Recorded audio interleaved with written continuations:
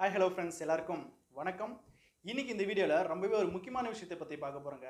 என்ன அப்படின்னா, நம்ம பணம் டிரான்சாக்ஷன் பண்ண முக்கியமான சில அப்ளிகேஷன் தேர்ட் பார்ட்டின்னு சொல்லக்கூடிய கூகுள் பே, ஃபோன்பே, பேடிஎம் இந்த மாதிரி அப்ளிகேஷன் நம்ம யூஸ் பண்ணுவோம். இது எல்லாமே பார்த்தீங்க அப்படின்னா வித்தின் ஃப்ராக்ஷன் செகண்டில் மணி டிரான்சாக்ஷன் ஆகிடும். ஸோ இந்த அப்ளிகேஷன் இருக்க வரைக்கும் நமக்கு எந்த ஒரு கவலையுமே இல்லாமல் இருந்தோம். ஓகேங்களா?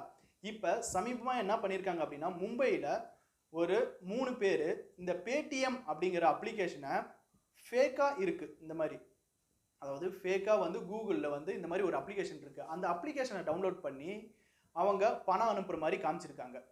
அந்த கடை ஓனர் பார்த்தீங்க அப்படின்னா அந்த பில் அமௌண்ட்டு காமிச்ச உடனே சரி பேடிஎம்லேருந்து பண்ணியிருக்காங்க அப்படின்ட்டு அந்த பில் அமௌண்ட்டு அந்த பில் பார்த்தீங்க அப்படின்னா அப்படியே ஒரிஜினலாக பேடிஎம்மில் எப்படி நம்ம பணம் டிரான்சாக்ஷன் பண்ணால் நமக்கு அந்த டிக் மார்க் வருமோ அந்த மாதிரி இருந்திருக்கு. அதுக்கப்புறம் அவங்களுடைய அதாவது அந்த கஸ்டமர் ஏமாற்றிட்டு போயிட்டு அவங்க ஓனருடைய பேங்க்கில் பார்த்தீங்க அப்படின்னா பணம் கிரெடிட் ஆகலை. அதுக்கப்புறம் அவங்க செக் பண்ணி பார்க்கும்போது தான் தெரியுது இந்த பேடிஎம்ல இருந்து அனுப்புன பில் ஃபேக் அப்படின்ட்டு. சரி, அது எந்த அப்ளிகேஷன் அப்படிங்கிறத உங்களுக்கு லைவாக காட்ட போகிறேன். அது மட்டும் இல்லாமல் இந்த வீடியோ ரொம்பவே முக்கியமானதுங்க. இந்த மாதிரி உங்களுக்கு ஒரு பில் காமிச்சாங்க அப்படின்னா அந்த டிக் பிளங்க் ஆகிட்டே இருக்கும். ஸோ அதுதான் நம்ம பார்த்துட்டு சரி அனுப்பிச்சிட்டாங்க அப்படின்னு நம்ம நினைப்போம். ஆனால் அந்த மாதிரி ஃபேக்காக க்ரியேட் பண்ணுறது நிறையவே இருக்குது. சமீபமாக சென்னையில் கூட அந்த மாதிரி ஒரு பெண்மணி அந்த மாதிரி பண்ணாங்க. அது எல்லாத்துக்குமே தெரிஞ்ச விஷயம். சரி, அது எப்படி ப்ராசஸ் பண்ணுறாங்க, அந்த அப்ளிகேஷன் என்ன அப்படிங்கிறத நம்ம லைவாகவே பார்க்கலாம். வாங்க வீடியோ பார்க்கலாம். ஸோ இதில் பார்த்தீங்க அப்படின்னா பேடிஎம் பில் ரியலாக எப்படி இருக்குமோ அதே மாதிரி தான் இங்கே இருக்குது. ஸோ அது எப்படி பண்ணுறாங்க அப்படிங்கிறத பார்க்கலாம். ஸோ அந்த அப்ளிகேஷன் பார்த்தீங்கன்னா Paytm Spoof அப்படின்ட்டு அந்த அப்ளிகேஷனை இன்ஸ்டால் பண்ணுறாங்க. இன்ஸ்டால் பண்ணி அவங்க அந்த கேட்கக்கூடிய டீட்டெயில்ஸ் எல்லாமே அவங்க கொடுக்குறாங்க. ஸோ இந்த மாதிரி தான் அதனுடைய அப்ளிகேஷன் இருக்கும்.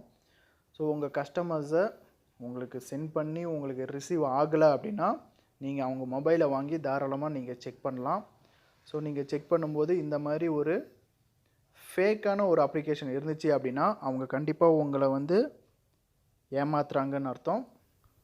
ஸோ இப்போ பார்த்தீங்கன்னா ஆப் இன்ஸ்டால் ஆயிடுச்சு.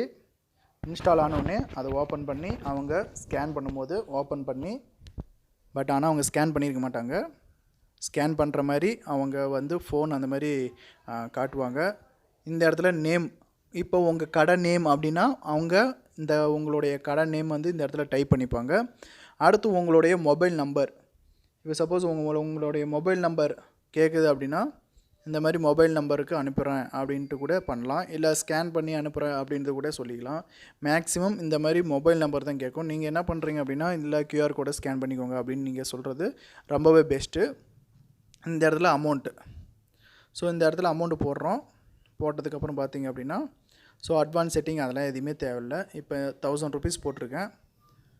இப்போ இந்த 1000 ருபீஸ் போட்டு உடனே பார்த்தீங்க அப்படின்னா நான் இங்கே சப்மிட் அப்படிங்கிற அந்த ஆப்ஷன் கொடுத்தேன் அப்படின்னா எனக்கு பேடிஎம்மில் எப்படி அந்த பில் வியூ ஆகுமோ அதே மாதிரி இந்த இடத்துல வியூ ஆகும்.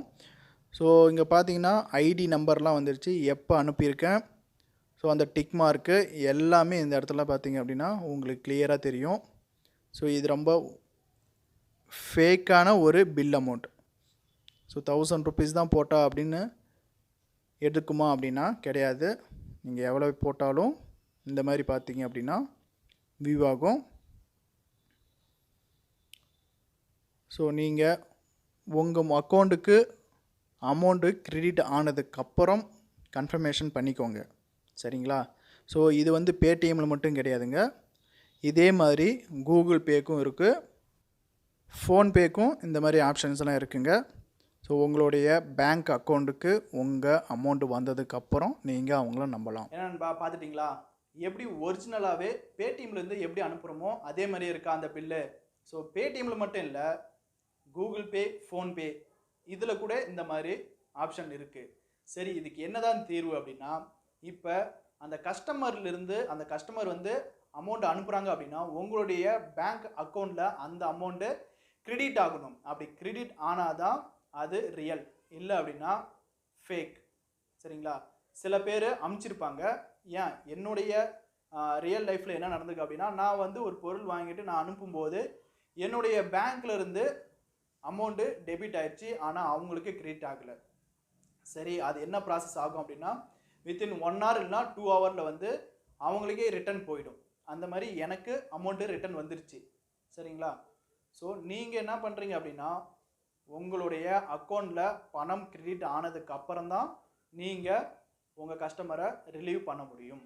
ஸோ இதுக்கு ஒரே தீர்வு இதுதான். ஸோ இந்த வீடியோ வந்து தயவு செஞ்சு எல்லாத்துக்குமே ஸ்ப்ரெட் பண்ணுங்கள், உங்களுடைய ஃப்ரெண்ட்ஸுக்கு ஷேர் பண்ணுங்கள். நம்ம சேனல் பிடிச்சிருந்துச்சு அப்படின்னா லைக் பண்ணுங்கள், ஷேர் பண்ணுங்கள்.